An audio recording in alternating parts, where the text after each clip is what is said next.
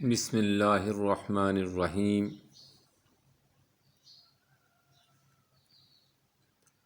وضاحت آیت نمبر 82 سورۃ المائدہ۔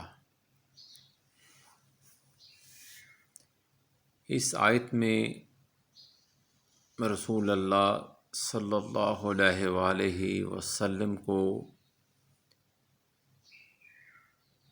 یہود و نصارہ کا فرق بتایا گیا ہے۔ نصارہ سے مراد عیسائی۔ ارشاد ہوتا ہے کیونکہ اسلام برائیوں، خود غرضی اور آپس میں دشمنی سے منع کرتا ہے اور امن و سلامتی کا حکم دیتا ہے۔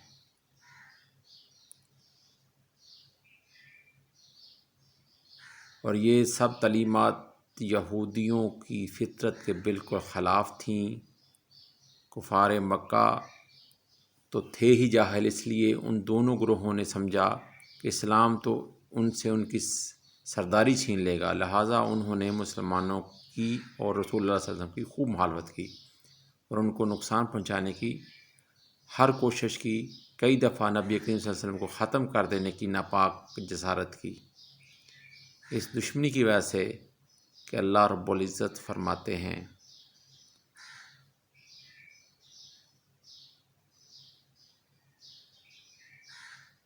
کہ عیسائی اتنے زیادہ دشمن نہیں، ان میں سے کچھ لوگ بہت اچھے ہیں،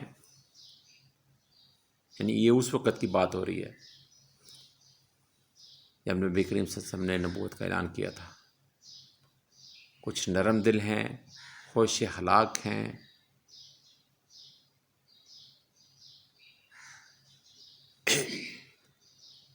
مسلمانوں سے محبت کرنے والے ہیں۔